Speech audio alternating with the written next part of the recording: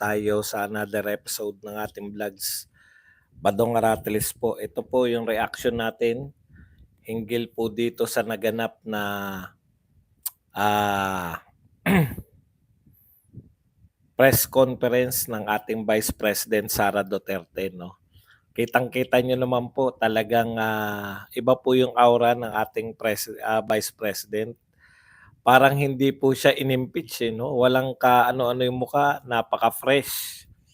Yun yung sinasabi ko po sa inyo eh. Tayo pong mga hindi politiko, tayo pa yung pumapasan ng no, talagang dinadamdam natin. Meron sa inyo mga nagsasabi hindi kayo makatulog halos, galit na galit, no? Yan po yung sinasabi natin na hindi naman natin kinakantsawan yung ating mga sarili. Dahil napaka-normal lang naman siguro mag-alala. Pero nakita nyo naman po, no, kayang-kaya po nilang dalhin yan.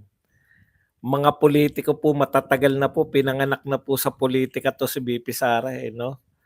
Tayo pong mga walang karanasan sa politika, ipaubaya po natin yan sa mga leader natin, via follower lang po tayo. Ako, kitang-kita ko po yung aura ni BP Sara. Hindi po, yan po, mahirap pikein yung aura eh. Yung mga sinasabi, pwedeng magbale-balentong yung mga sinasabi mo. Pero yung aura, no? Yung aura, yung hindi ko maipaliwanag kung yung dating mahirap po i-explain yun, 'di ba? Pero kitang-kita natin yung glowing mahirap ipaliwanag, ikumpara nyo po. Ikumpara nyo po sa mga kalaban ni BP Sara. Kay First Lady, kay BBM, kay Martin, sa mga makabayan la, kay Congressman Tabi, sa lahat ng congressman. Di ba? Ang layo eh. Yung aura niya talagang glowing. Anyways, pag-uusapan po natin yan, isa-isay natin yung mga binanggit ni BP Sara. Siguro naman kayo lahat ay nakapanood. Kaya tulungan nyo na lang ako kung meron pa tayong problema. Eto po, kaya po ganyan kasi handang-handa po si BP Sara. Alam niya na eh. Naunahan na nila lahat. Actually, sinabi na to ni BP Sara eh. Wala yon fresh. Anong tawag doon? Blooming. Hindi ko alam kung ano yung mga termino eh. Tapos tignan nyo po yung mga umuusig sa kanya. Panay, mukhang stress na stress. Yung Quadcom, yung sila Chua, no? Lahat ng tropa ni Marcos. O baka naman iba rin yung binibigay na aura ng mga, alam nyo na. Baka kasi hindi naman si BP Sara nagpapa-stress ng kanilang mga pagmumuka. Kalmadong-kalmado. Kaya po yun na maging halimbawa natin. No? Mahirap pong pikein yun. Yung ganyan po ay yung alam mong wala kang bahid, no? Alam mong yung in control ka, no? Tapos hindi ka guilty sa madaling salita. Tignan niyo itsura ni Franz Castro. Hindi ko naman sinasabi yung itsura na yung siguro naman wala talagang wala talagang comparison sa itsura ni Castro at ni BP Sara. Pero yung aura na lang, no, yung kung sino yung kunwaring nagbubunyi, siya pa yung mukhang bangkay ba? Dinerecho. Alam mo, Franz, hindi ko po maintindihan kung sino po nagme-makeup sa inyo ngayon. Wala po ako. Pero may kakaiba po. May kakaiba sa mga makeup nyo ngayon. Baka gusto niyong i-background check yung makeup artist mo, Ma'am Franz Castro, Congresswoman Franz Castro. Baka gusto niyo pong i-background check po ang inyong makeup artist, no? Kasi parang may hinala po ko, baka nag-resign po yan sa mga sa sa parlor. Hindi po sa parlor. Hindi po ba kahit ako lang ba nakapuna? Nakita niyo po ba 'yung aura ngayon ni Franz Castro? Parang parlor lang po ang dating, eh, 'no? Baka congresswoman naman kayo, ang dami niyo naman pong kinikita kumpara sa amin, 'no? Pero baka po puwede naman pong, i-background check niyo lang po kung saang parlor galing. 'Yung may 'yung makeup artist niyo po, pakitignan niyo naman kung saang parlor galing. May hinala po kami. May hinala ako na galing po sa parlor.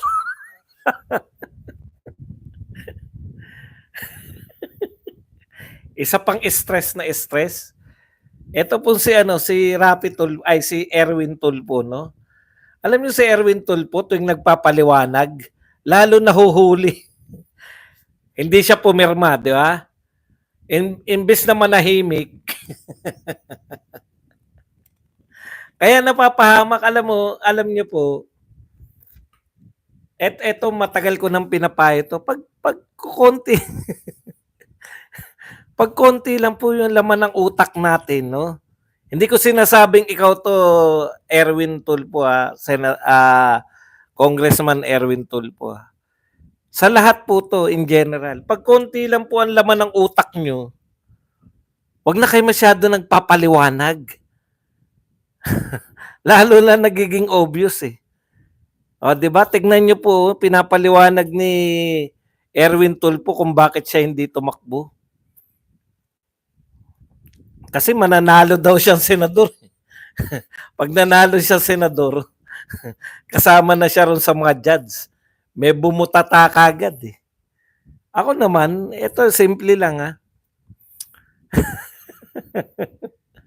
Sim assuming ka agad, assuming ka masyado. Yun lang masasabi ko. Erwin, masyado ka namang assuming. Tanong mo muna sa mga tao mo, sa mga loyalista kung iboboto ka pa nila matapos kang hindi pumirma. Puta, simple lang naman yan. Alam naman namin kung bakit hindi ka pumirma, eh. Akala mo may makukuha kang boto mula sa mga Duterte. Di ba?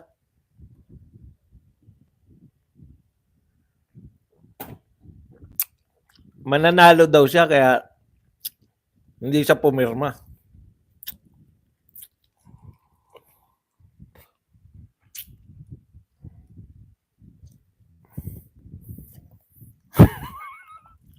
Biglang umuya po. Nakalimutan ko. Okay. Isa-isahin na po natin itong mga sinabi ni BP Sara. Una, yung sinasabi niya na mas masakit pa yung iwan ng boyfriend at girlfriend kaysa ma-impeach. Hindi na nasaktan si BP Sara. Actually, tayo nasaktan, di ba? Kasi alam niya na yung galaw ng mga tao, eh. Ine-expect niya na to, eh. Hindi ko alam kung may pagka-propeta to si BP Sara. Nahulaan niya lahat, eh. Di ba? Bago natin makita sa actual, sinabi niya na yan, may control ng budget si Martin Romualdez at saka to si Saldico. Tapos napatunayan natin, no, sa 2024 budget at 2025 budget. O isa pa niyang sinabi, wala naman kayong kaso sa akin, eh. Kaya kayo imbestiga na imbestiga para magkaroon kayo ng kaso. Tignan po ninyo kung ano po numero 1 nilang reklamo. 'Di ba nagkatotoo? Kaya noon pa lang daw, sabi ni BP Sara, handa na. May abogado na siya agad. November 2023 pa lang. nung sinabi, eh, mahilig nga madulas yung ano nito ni Franz Castro, eh. Buhat daw na sinabi ni Franz Castro, siguro excited si Franz Castro na ibalita na may impeachment na. Nakalimutan niya na dapat kanila lang yun. Di ba? Kaya nakapaghanda na si BP Sara. Alam niyo po, yung mga aurang ganyan, handang-handa ka eh. Alam mo na yung mga moves na una ka na eh. Ano sabi ni BP Sara? Kaya kayo nag-iimbestiga, kaya niyo siya iniimbestigahan kasi wala kayong maikaso. Pag nag-imbestiga kayo, makakahanap kayo ng kaso. Di ba nagkatotoo? Ano po number 1 kaso nila? Yung pinirmahan nila, threat, assassination threat sa mga pinakamatataas na tao sa Pilipinas. Sabi ni BP Sara, wala akong trinet. And sila lang nagsabi niyan. Totoo naman eh. Ang linaw ng sinabi ni BP Sara, pag ako, siya nga yung may threat sa buhay niya, siya nga eh. Pag ako nagurgur, nagbili na ako. Ibig nyo sabihin, kayo na naman, masyado naman kayo center of attraction. Dapat doon, ang pag-intindi nyo na, may threat pala sa buhay ni BP Sara. Di ba? Bakit siya magsasalita ng ganyan kung walang threat? Malamang totoong may threat sa buhay niya. Dapat ganun yung pick up nyo. Hindi yung, i-assassinate ako. Mga nakasentro sa kanila mundo. Si BP Sara na nga yung pumapalag na pag may nangyari sa kanya, biniling ko na ipaghiganti ako. Ibig sabihin, pag walang nangyari sa kanya, actually, kayo ang pinagbibintangan ni BP Sara. Baliktad. Kayo ang pinagbibintangan ni BP Sara na gugurgur sa kanya. Hindi the other way around. Natunugan na ni BP Sara kasi nga, to eliminate eh. At all cost. Yung threat. Alam nyo, ayaw naman nating mangyari yung senaryo na to, no? Pero, imaginein po ninyo kung magtagumpay po kayo. Ano man ang gawin nyo kay BP Sara ma-eliminate. Wala bang kapatid yung mga yan? Wala ba siyang kapatid? Nakasinsikat niya? Baka nga si Basti mas masikat pa sa kanya pagka nangampan yan eh.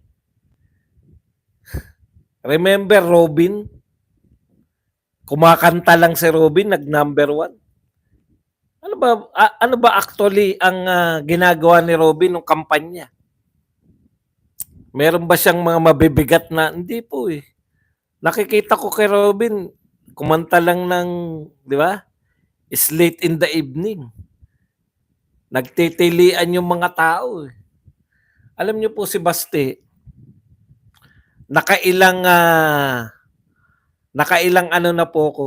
Nakailang sama ko, 2 sama ko na nagsalita sa Maisog si Basti. 3 pala. Pati yung sa Pampanga ba?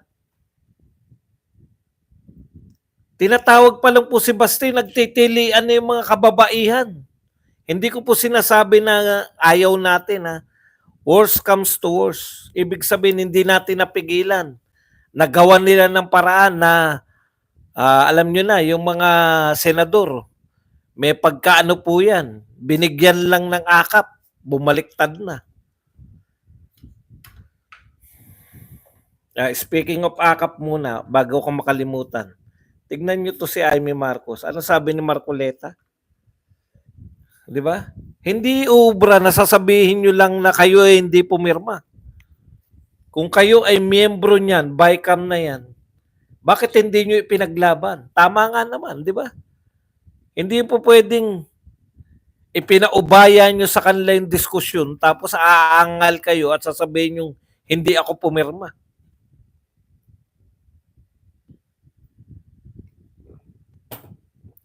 Ang sarap. Ang sarap ng buko talaga, no? Tapos yung napalamig mo ng konti.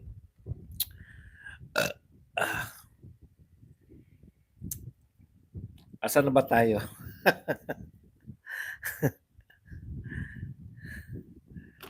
Ayan, 'di ba? Bakit?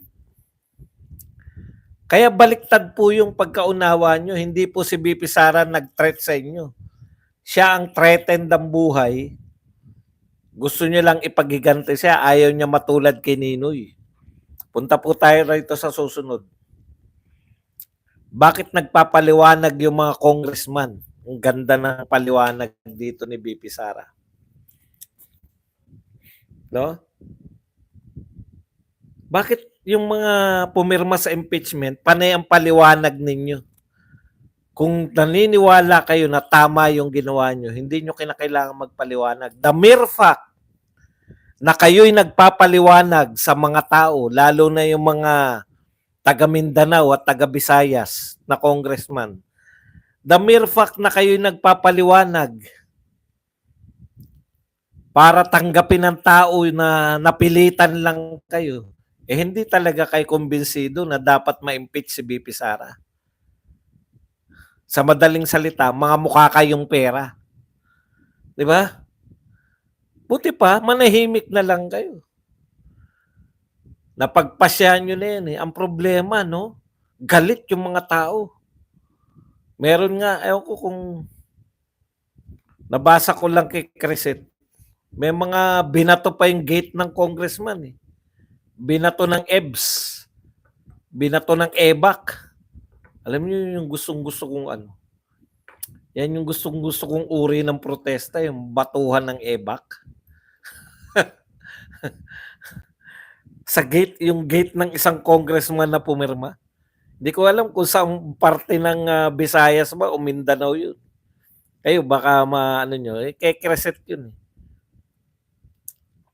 Ano ba yan? Taga saan ba yan? Bili mo, batuhin ka ng EBAC ng ano?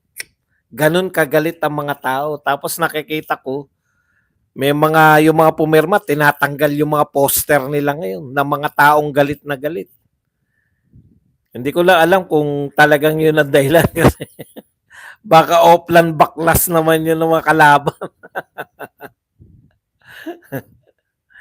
Ay, hindi po nakakapag-play safe yan si Erwin. Talagang palpak po ang mga kilos niya.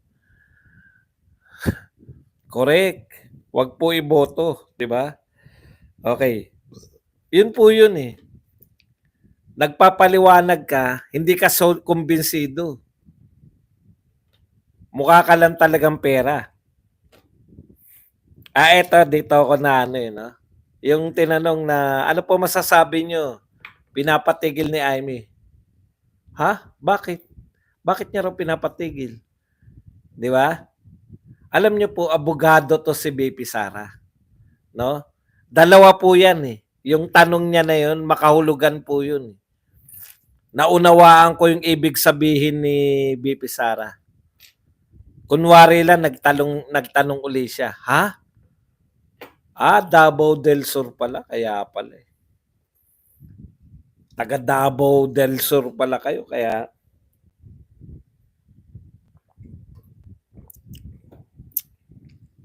kumbaga isang rehiyon nyo na yung mga Duterte. Tapos pipirma kayo. Parang halos ano nyo na yan, di ba? Isang rehiyon lang kayo. Tapos may Davao pa sa pangalan nyo. Kaya pala galit na galit yung mga tao. Tandaan po ninyo, naranasan ng mga taga Mindanao yung magkaroon ng presidente na galing sa Mindanao. Nakaka-proud po yun. Ha? Matagal na po kayong iniitsepwera eh. Ngayon lang kayo nagkaroon ng taga Mindanao na presidente, kauna-unahan. No? Tapos, nagpapadikta pa kayo sa mga taga Visayas at taga Luzon para yung sariling yung kumbaga kababayan nyo na matatawag yan dahil Davao del Sur. Davao eh, di ba? Sasama talaga loob sa inyo ng tao. Yan ang hindi maunawaan ng mga loyalista. Sinasabi nila, nawalan na raw ng suporta yung Duterte sa Mindanao. Baka nawalan ng suporta si Martin dahil hindi niya na solid yung mga congressman sa Mindanao.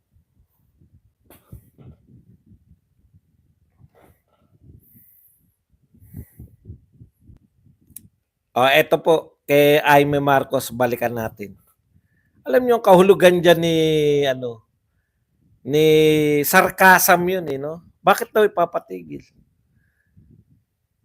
Ang pakahulugan ko doon, umiepal na naman ba si Aimee? Ano na namang iniepal ng babae na yan? Magmamangga na naman ba? Mangga na naman? Alam nyo, tigilan nyo na yung sa kaaarte. No? Kayong pamilya kayo, wala talaga kayo sa hulog. Kayong mga pamilya kayo. Pamilya Marcos Romualdez, wala talaga kayo sa hulog. Kababalik nyo lang sa Malacanang, putya, yung lahat ng binintang sa inyo na halos hindi namin alam dahil bata pa kami noon. Iyaki, yan lang ba masasabi mo? Bobo ka kasi kaya yan lang kaya mo sabihin. Iyakin ka na naman. Alam mo, nahalata kayo, ganyan lang ang mga argumento nyo. Wala man lang kayong... Bakit nyo naman pinapangaralan nga natin, gagawin nga natin laruan? Huwag kayong tanggal ng tanggal. Gagawin ko nga laruan eh. Paano yan? Di na.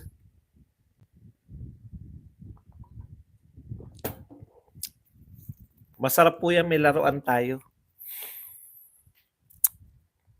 Wag po kayong wag...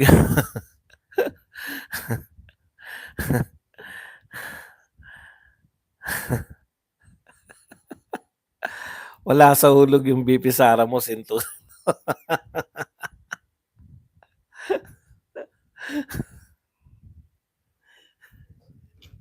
Ayaw nyo naman masagot ko. Alam nyo po, mas masaya na sinasagot natin sila kayo naman. No? Wini-welcome nga natin yung mga yan para madagdagan ng mga matatalino. Eh. Ayan nyo lang sila. Okay. Okay. Mamaya na po mga katanungan ha. Yun po yung kay Aimee po. Sinasarcastic na po siya ni BP Sara. Totoo naman eh. Kayo ang salot sa pamilya. Ilang beses ko na po ito sinabi, no? Pero ulitin ko na lang ulit. Wala kayo yung yung utang na loob, no? Hindi uso sa inyo yung utang na loob. Pag once na napwesto na kayo, wala na talaga. Nakalimutan nyo na yung mga taong pinag-utangan nyo ng loob. Okay, ito pa isa. Baka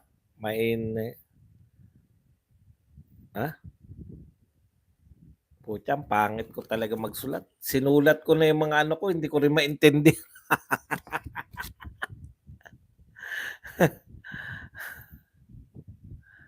Baka mainitin date. Hindi dadalo sa trial. Baka ayun. Okay. Hindi raw po dadalo si BP Sara sa trial. Pinapaubayan niya sa mga abogado niya eh. In fairness, ang maganda po rito, nagpapasalamat siya kasi bumubuhos po yung mga abogadong gustong maging mapasama sa team na defensive team ni BP Sara o depensa sa kanya, no? So lahat siguro ng yung mga pinakamagagaling na abogado, alam niyo po, ang sarap po niyan dahil yung pinakamagagaling na abogado ng Pilipinas, makikita niyo po pag may impeachment. Pero nagsabi na po si BP Sara na pwede naman pala siyang hindi magpakita ron sa trial, hindi na lang siya magpapakita. Siguro, Hindi niya rin maiiwasan, 'di ba, kung, siya na talaga yung anin. Pero kayang-kaya na ng mga abogado niyan. Sabi ni VP Sara, kasi baka ma-intimidate sila sa aking presensya. Ang tindi. Nagagawa pa mang-asar ni VP Sara, eh, 'no? Hindi talaga affected. Kawawa talaga yung mga ako naawa ako ngayon pa lang. Tapos si Beatrix, siya ba magiging lead ano niyo? Ang bagal po mag-isip ni Beatrix, eh. At si Beatrix po, nakasulat po yung mga tanong, nakasulat po. Hindi po ubra sa trial lang yan. Wala pong assassination plot. At sa bandang huli po, ito po yung conclusion natin. Lalo nyo lang pong pinasisikat si VP Sara. Real talk po. Si VP Sara, alam nyo po, hindi nag-hire si VP Sara ng press, di ba? Wala siyang press. Wala siyang bayad na media o hindi siya may-ari. Pero kita nyo, bakit po siya hindi nawawala sa top position pagdating sa presidential? Sasabihin nyo si Tulfo, wala na po yung mga Tulfo na yan. Nare-realize na po ng mga tao kung anong uri, ano lang po ang kakayahan nila. Pag nakita po ng mga tao at ipapakalat natin, no? Pag sinabi po ng yan, pinapakalat natin, ito lang, simple lang. Meron na po bang sinagot-sagot o meron na po bang oligarko na nakatalo ang mga tulpo? Ang layo po nila. Wala, di ba? Wala kayo naisip. Samantalang sabi nga nung panahon ni Duterte, nakita na natin no, na yung mga oligarko talaga ang mga perwisyo rito sa malaki na tutulong nila pero legal po sila kung magkamkam ng salapi.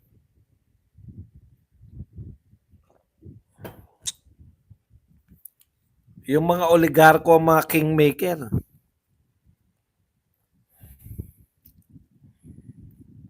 Kaya bang taluhin ng mga tulpo yan? Ikalawa, sa tingin nyo ba babanggain, papayag si Martin na tulpo ang maging kandidato ng administrasyon labang kay Sara Duterte?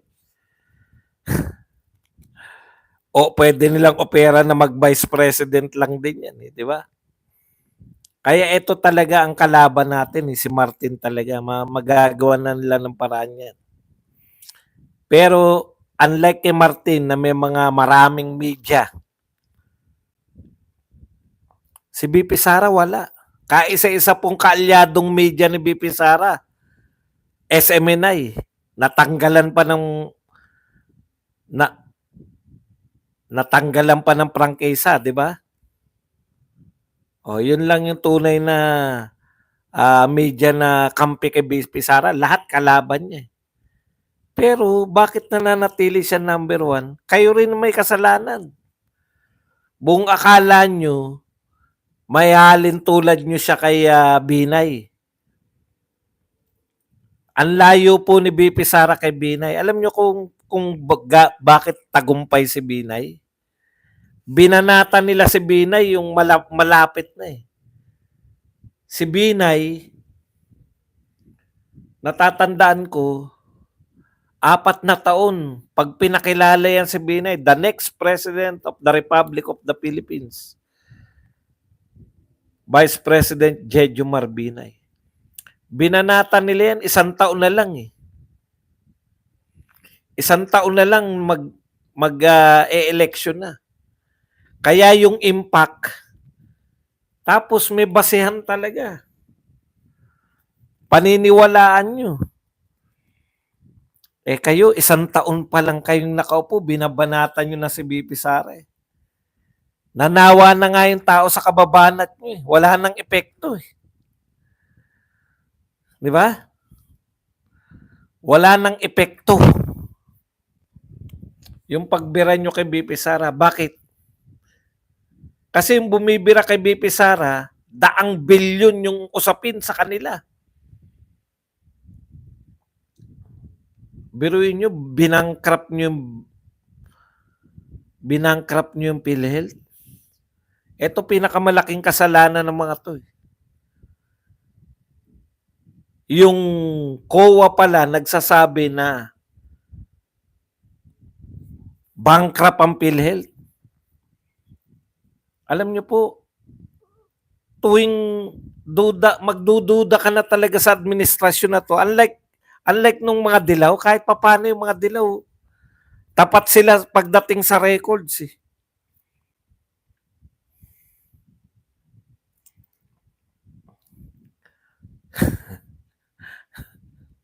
Wala kaming pakialam kung bumanat si BP Sara. Trabaho talaga ng oposisyon bumanat. Bobo talaga kayo eh. Ang trabaho ng administrasyon, magtrabaho, kumuha ng proyekto. Trabaho, para maunawaan lang ng mga tokmol. Trabaho naman ng oposisyon, humanap ng, hindi po trabaho ng oposisyon makipagtulungan. Kanya-kanyang trabaho yan. Bakit bumabanat si BP Sara? Natural, oposisyon siya eh. Bugok ang puta. Nung hindi pa nagre-resign si BP Sara, bumanat ba kay Marcos? Nung nag-oposisyon na siya, tsaka lang siya bumanat. Nung parte pa siya ng organisasyon, pawata-wata lang siya. Hindi niya na matiis, kinakailangan niya na mag-oposisyon. Huwag niyo kaming paandaran ng mga kabobohan niyo na bakit si BP Sara bumabanat. Bakit? Ang kukulit naman. Bakit ba kayo hide ng hide? Huwag niyo pong i-hide kasi hindi pa natin sila kayang sagutin. Sinasagot natin sila eh. Bakit po kayo nag-hide na nag-hide? Di wala na naman ako sasagutin. Gusto nyo ba mag-ayunan lang tayo? Ang galing mo, Boss Badong. Ang galing. Mas maganda po yung may sinasagot tayo. Gumaganda yung talakayan. Huwag nyo silang i-hide. O ano na, gagawin natin yun. Okay lang.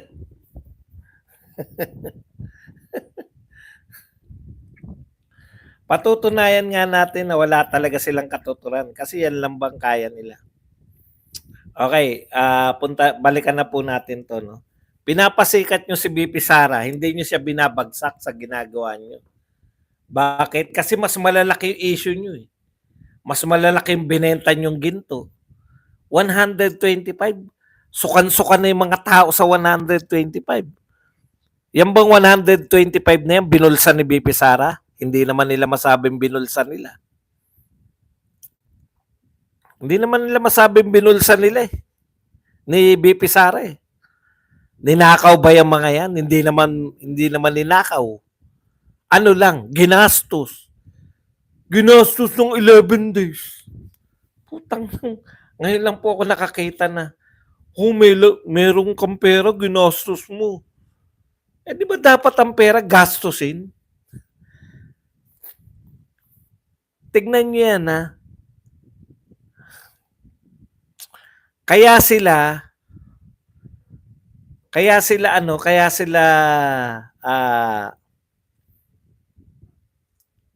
nila binigay ng 11 days na lang. Yung pala, tanim na nila yan. O bibigay natin to December na. Para pag ginastos, babanatan nyo.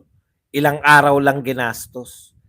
Ngayon, isa pa patibong nila, ipaliwanag mo yung confidential fund. Bawal po yun eh. Hindi po pwedeng ipaliwanag. Alam niyo po ba kung kailan na-assassinate si John F. Kennedy? 1960s pa. Pero yung mga papeles po nun, yung lahat ng mga investigasyon nila dun, bawal ilabas. Ano, hindi confidential, isa pang tawag sa confidential. Ngayon lang po pinalalabas ni Donald Trump. 1963 pa yun, ha? Pag binasa mo lang yun, classified. Classified information. Hindi po pwedeng basahin man lang. Confidential. Sekreto yung confidential. Ang nakakaalam lang dapat nun yung paano niya ginastos. Gusto nila, ilantad mo sa buong Pilipinas kung paano mo ginastos. Nakalagay nga doon ang confidential fund, pambayad ng yung gagamitin mo to sa paniniktik para sa seguridad ng Pilipinas. Titiktikan mo yung mga kalaban. Ibig sabihin, magbabayad ka ng mga alias Grace Piatos para siya yung magtuturo sino yung mga NPA, saan yung kuta nila. Ilalantad mo yun. Iharap sino daw si Mary Grace Piatos. O ito si Mary Grace Piatos, baka pag nakilala yan, bukas dedo na yan. Tanong nyo kung anong gagawin nila pag pinaliwanag ni BP Sara. Di katulad sa binigay nila na ilang araw na lang yung pondo, sila din po ang maglalantad, sasabihin, anong klaseng vice president to? Confidential nga, hindi maunawaan. Sila din po ang magkakaso. Ikakaso nila yan na dinivulge yung mga confidential information. Ganun kakakapal yung mga hiya na mga yan. O, nauunawaan nyo na po.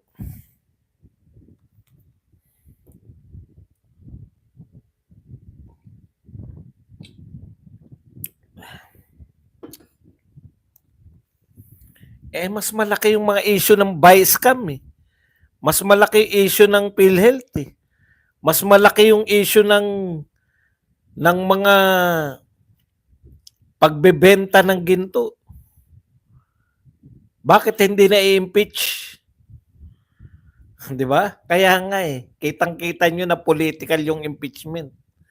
Political para